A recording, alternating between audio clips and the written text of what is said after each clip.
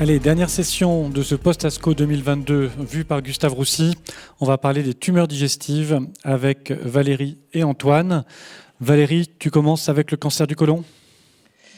Bonjour.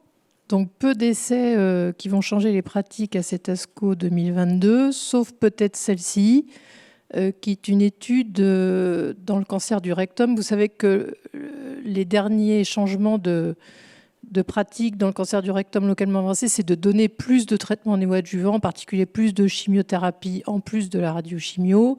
Et cette étude s'est adressée aux rares rectums MSI, vous voyez que c'est moins de 10%, qui sont plutôt moins chimiosensibles et évidemment sensibles à l'immunothérapie, qui est le standard en première ligne métastatique. Et donc, c'est des malades qui ont été inclus consécutivement et qui ont été traités par un anti-PD1, le dostarlimab, enfin un anti-PD1, avec une évaluation régulière jusqu'à 6 mois. Et au bout de 6 mois, s'il y avait une maladie résiduelle, le patient était traité par radiochimiothérapie. Et puis chirurgie s'il lui restait toujours de la maladie, ou s'il était en réponse clinique, il n'était pas opéré, ce qui est quand même quelque chose d'assez inhabituel. Donc 18 patients ont été traités dans cette étude, majoritairement des stades localement avancés, T3, T4 et N+, essentiellement des syndromes de Lynch, donc BRAF sauvage.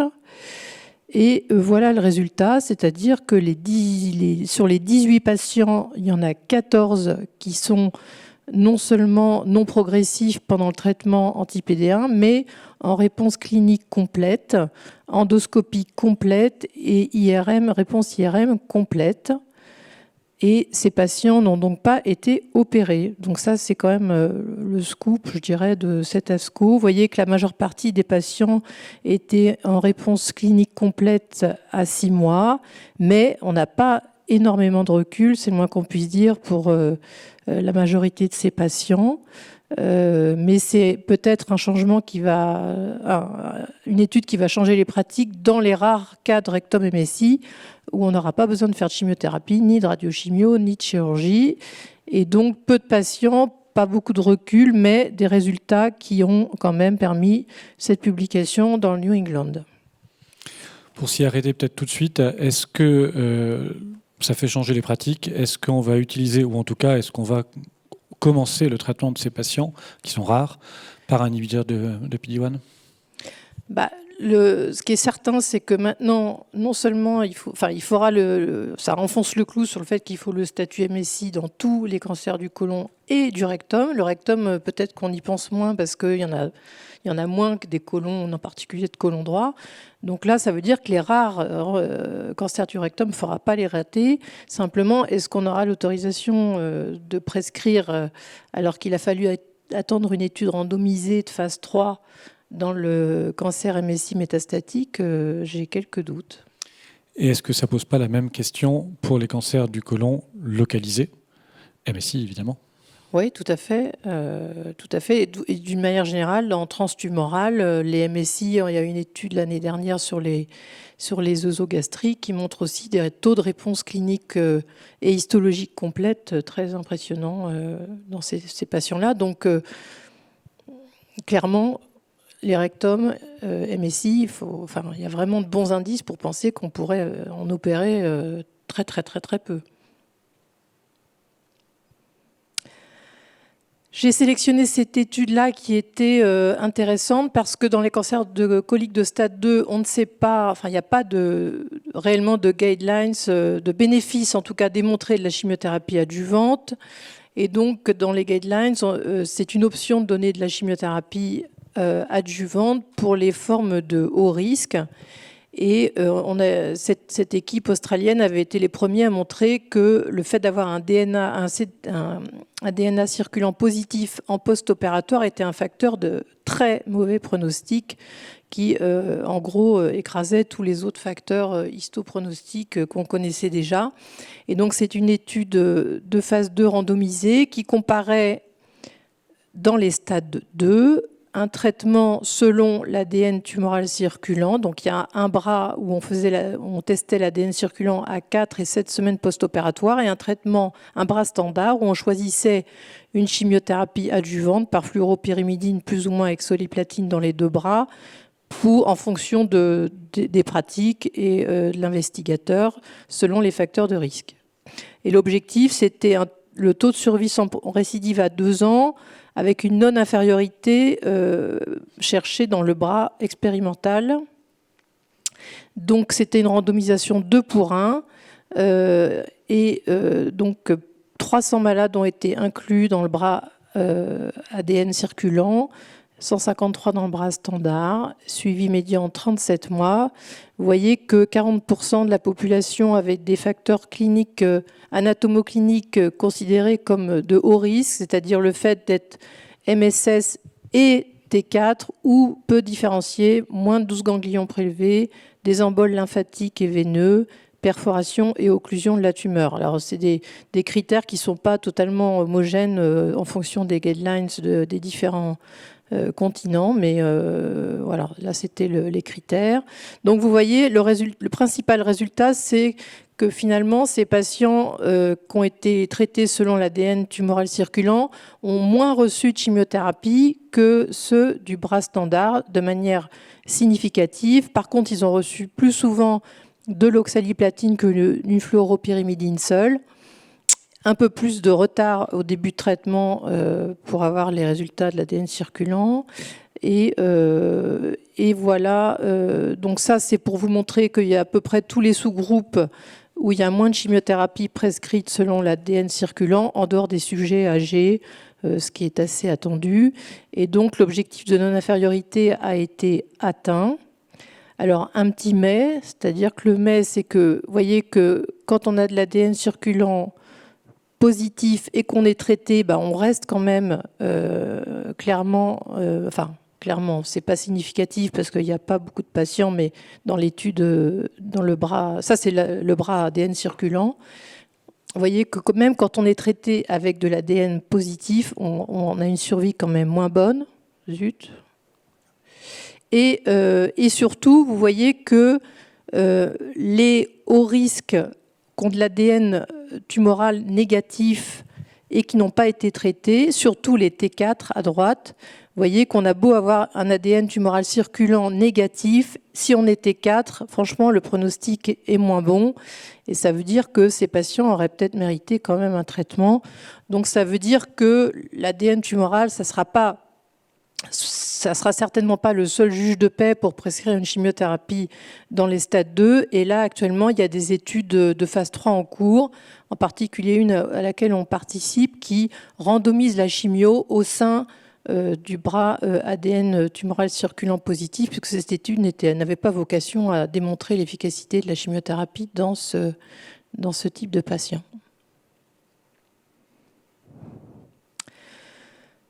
Là encore, publication dans le New England de cette étude récemment.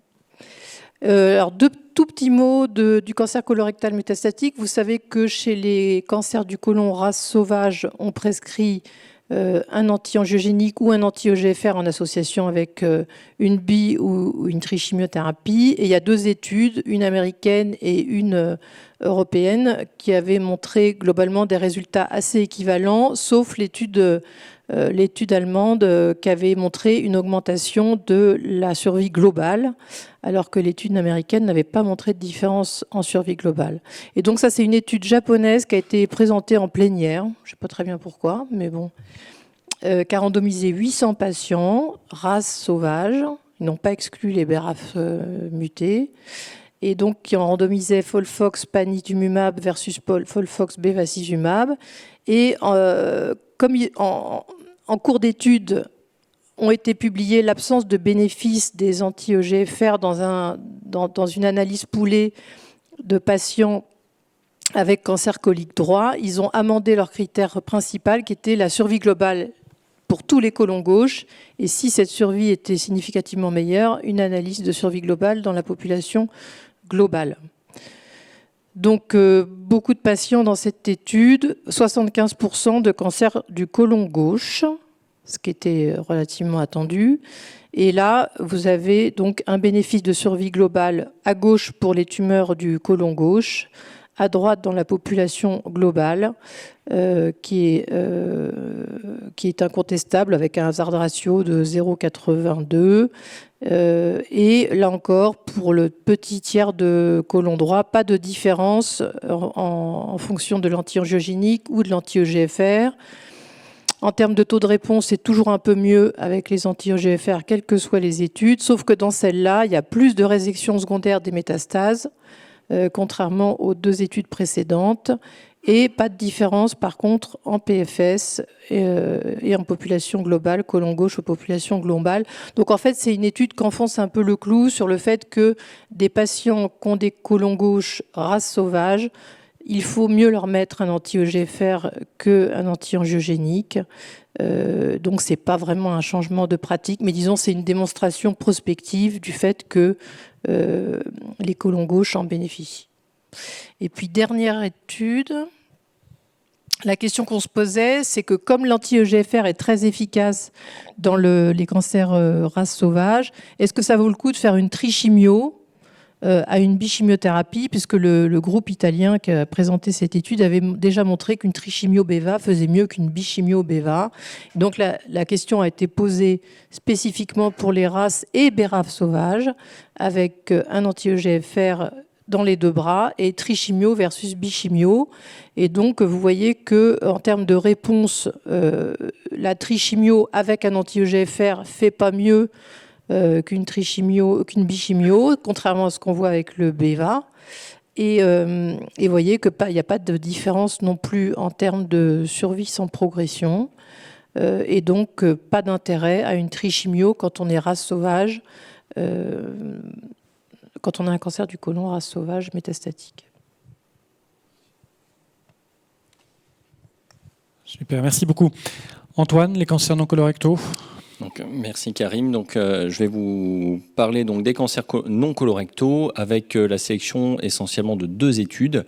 La première, c'est l'étude CONCO 07, qui est une étude donc, pour les patients atteints de cancer du pancréas localement avancé. Et l'objectif de cette étude était de regarder l'intérêt d'une radiochimiothérapie qui suit une chimiothérapie d'induction. Donc on sait que le bénéfice de la radiochimiothérapie dans les adénocarcinomes du pancréas localement avancé reste fortement débattu.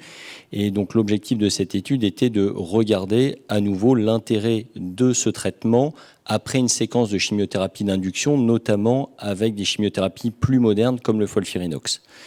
Donc, dans cette étude, l'objectif initial était de regarder la survie globale, mais en cours de route, étant donné la difficulté d'inclure les patients, finalement, le critère de jugement principal a été modifié, c'est le taux de résection qui a été retenu. Donc, les patients étaient tous des adénocarcinomes pancréatiques localement avancés. Il y avait plusieurs chirurgiens qui vérifiaient ça. Les patients recevaient une chimiothérapie d'induction qui était au choix de l'investigateur, donc soit de la gemcitabine, soit du FOLFIRINOX. Et après 3 mois de traitement, les patients qui n'étaient pas métastatiques, qui n'avaient pas progressé, étaient randomisés entre soit la radiochimiothérapie, soit la poursuite de la chimiothérapie, à nouveau par Gemzar ou FOLFIRINOX. Donc voilà un peu le flowchart de cette étude. Donc vous voyez qu'il y a 495 patients qui ont reçu la chimiothérapie d'induction. Donc le premier message, c'est que le FOLFIRINOX a quand même été sélectionné de manière nettement plus importante. À peu près 80% des investigateurs ont choisi du FOLFIRINOX comme chimiothérapie d'induction. La gemcitabine uniquement chez 93 patients. Deuxième message, on voit que quand on fait du FOLFIRINOX, il y a moins de patients qui progressent, c'est pas vraiment un scoop, mais à 3 mois, il n'y a que 29%, c'est déjà beaucoup, 29% de patients qui progressent alors que c'est 47% dans le bras gemcitabine. Et quand on prend donc ces patients qui n'ont pas progressé, qui sont randomisés, l'autre message important, c'est que en réalisant soit la radiochimiothérapie ou en continuant la chimiothérapie, il y avait le même pourcentage de patients qui avaient secondairement accès à la chirurgie. Dans les 2 bras, c'était 36% des patients. Alors en termes de toxicité, évidemment la radiochimiothérapie ajoutait un peu de toxicité, notamment de thrombopénie, de leucopénie. Il y avait un peu plus de toxicité de grade 3-4, donc ça c'est pas très surprenant. Quand on regarde les patients en intention de traiter dans le bras en résection chirurgicale, on s'aperçoit donc que le fait d'avoir fait une radiochimiothérapie va permettre de diminuer le pourcentage de patients en résection R1. Ça permet également d'avoir moins de patients de manière significative avec des marges positives. Donc on voit que la radiochimiothérapie semble intéressante du point de vue histologique pour avoir une certaine réponse. Maintenant, quand on regarde quels sont dans les deux groupes à nouveau en intention de traiter les survies sans progression dans le bras chimiothérapie ou chimio puis radiochimio, et en survie globale, on s'aperçoit ici qu'il n'y a absolument aucun bénéfice. Les deux bras sont tout à fait équivalents. Quand on s'intéresse maintenant à la population de patients, donc les 36% là, qui avaient accès à la chirurgie, donc là les auteurs comparent les patients qui ont eu une résection chirurgicale à ceux qui n'en ont pas eu. Donc évidemment, ceux qui ont été opérés, c'est des patients avec des plus petites tumeurs qui ont mieux répondu à la chimio ou radiochimio, donc des patients qui ont un meilleur pronostic. Donc ça se note à nouveau dans les résultats. On voit que la survie globale est meilleure chez les patients opérés, 19 mois versus 14 mois dans ceux qui n'ont pas été opérés. Mais quand on regarde dans cette population à nouveau, quel est le bénéfice obtenu par cette radiochimiothérapie, qu'on compare les deux bras chimio et radiochimio, on voit là encore que les courbes sont complètement superposées et donc on s'aperçoit qu'il n'y a pas de bénéfice particulier à réaliser donc une radiochimiothérapie dans cette population. Je ne vais pas m'étendre sur les différents sous-groupes. Ça pour conclure que la radiochimiothérapie va effectivement diminuer le taux de résection R1, le taux de marge positive, mais ça n'augmente pas le taux de résection chirurgicale, 36% dans les deux bras, et ça n'augmente ni la survie sans progression, ni la survie globale. Deuxième étude, là c'est dans les cancers œsogastriques, avec donc dans ces cancers gastriques, une chimiothérapie de référence actuellement pour les cancers gastriques localisés. Le traitement de référence, c'est la chirurgie encadrée d'une chimiothérapie périopératoire par du FLOT. Et là, l'objectif de cette étude était de regarder l'intérêt de l'ajout d'une immunothérapie à ce schéma de chimiothérapie par FLOT. Donc c'était initialement une étude de phase 2. L'objectif était de voir les données de sécurité d'utilisation et les premiers résultats pour savoir si ça valait la peine de se lancer dans une phase 3. Donc les patients étaient randomisés entre un bras qui était classique, c'est-à-dire 4 cycles de flotte, la chirurgie, puis 4 cycles de flotte post-opératoire, et un bras avec du flotte et de l'athéso. 4 avant, 4 après, et les patients avaient ensuite 8 cycles d'athéso toutes les 3 semaines. Dans les résultats qui ont été présentés, ce sont essentiellement les taux de réponse histologique complète et majeure, et également tout ce qui est morbidité, mortalité opératoire. Donc en termes de caractéristiques des patients, je ne vais pas m'étendre, mais c'est la population classique d'adénocarcinome de l'estomac, majorité d'hommes, beaucoup de cardia. Quand on regarde un point important, c'est le score CPS. On s'aperçoit donc dans ces populations œsogastriques, les patients qui ont un CPS négatif inférieur à 1, il est d'à peu près 40%, et là il est plutôt bien réparti dans les deux groupes. Et les patients qui ont un CPS positif, donc c'est à peu près 60%. Et quand vous regardez les patients qui ont un CPS assez élevé, donc plus de 10, on n'est plus qu'à 15-20% de la population totale. En termes tout d'abord de toxicité, de morbimortalité, donc ce n'est pas vraiment une surprise, mais l'association de l'athéso au flotte n'augmente pas la toxicité, ça n'augmente pas non plus la morbidité et mortalité post-opératoire. Et en termes d'efficacité, quand on regarde l'intérêt de l'ajout de l'atezolizumab, quand on regarde les patients qui sont PT0, N0, donc qui ont une réponse histologique complète, on voit que dans le bras associant l'atezolizumab, on voit que les taux sont plus importants, 23% contre 14% pour ceux qui avaient la chimiothérapie seule. Et quand on regarde dans le détail en dessous les patients qui ont une régression histologique complète ou majeure, au plus vous avez un CPS élevé, au plus la probabilité d'avoir une forte réponse est importante. Et également, je n'avais pas souligné, mais il y avait un groupe MSI. Et là également, on retrouve des données, mais qu'on connaissait déjà puisqu'elles avaient été présentées les dernières. Les patients qui sont MSI profitent bien plus fortement de l'immunothérapie. Donc en conclusion, l'association flotte-athézo est faisable, bonne tolérance, pas de majoration de la toxicité et semble augmenter donc, le taux de régression histologique. Et donc, il y a une phase 3 qui est en cours pour démontrer l'intérêt de l'association à l'immunothérapie en périopératoire, donc dans les adénocarcinomes gastriques localisés. Et cette phase 3 va focaliser sur les patients qui ont un CPS supérieur ou égal à 1. Voilà, je vous remercie. Merci beaucoup. C'était pas déjà démontré l'an dernier par une étude, en tout cas, ou dans l'œsophage ? Alors, il y avait chez les MSI en périopératoire où l'année dernière, il y avait une étude réalisée par Thierry André qui montrait clairement ça, c'était dans le côlon. Non, dans le gastrique également. Dans le gastrique, en préopératoire, en fait, le fait de faire de l'immunothérapie donnait des taux de réponse extrêmement importants avec des... Voilà. Tout à fait. Et pour le moment, non, ça n'était pas encore démontré. C'est des études qui sont assez longues en termes de recrutement et donc on n'a toujours pas fait la preuve de l'efficacité. L'année dernière, ça a été en métastatique, en fait, chez les patients qui avaient un CPS. Enfin, actuellement, c'est disponible en France pour les patients qui ont un CPS supérieur ou égal à 5. On peut faire la combinaison de chimio plus immuno. Est-ce qu'il y a des questions sur les tumeurs digestives ? Parmi les courageux. Bravo pour les présentations. Question pour Valérie. Sur la première étude qui, aujourd'hui, dans le côlon MSI, dans le rectum MSI, c'est un scoop.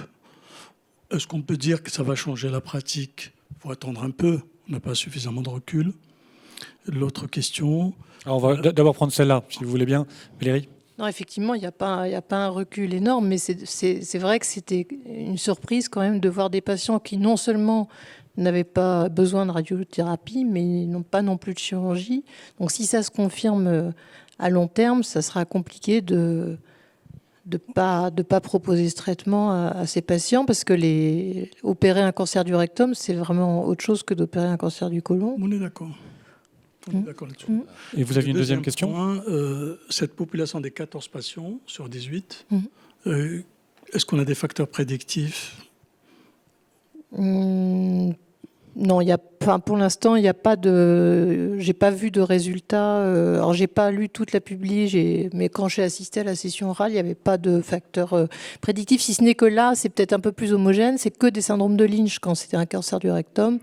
Donc, il n'y a pas de mutation BRAF. Donc, mais bon, l'immuno, pour l'instant, le fait d'être muté BRAF n'a pas l'air d'être discriminant en situation métastatique pour prédire la réponse à l'immunothérapie. Et pour l'instant, je ne crois pas qu'il y ait de facteurs de risque prédictifs au sein des MSI pour dire qu'un patient va répondre ou pas à l'immuno. Y a-t-il d'autres questions ? Je n'en vois pas. Non. Bon, écoutez, je vais vous remercier tous les deux et au passage tous les orateurs de l'après-midi et de la soirée. Un énorme merci également à Audrey, à Christine, qui ont travaillé d'arrache-pied depuis des mois sur cette soirée, à toute l'équipe de la com de Gustave Roussy, Sébastien et tous les autres, tous les techniciens qui sont là cachés. Et puis, merci à vous tous pour être restés ou pour nous regarder, pour ceux qui regardaient en direct. Très bonne soirée, très bonne fête de la musique. Et bravo, Karim. Merci. Merci.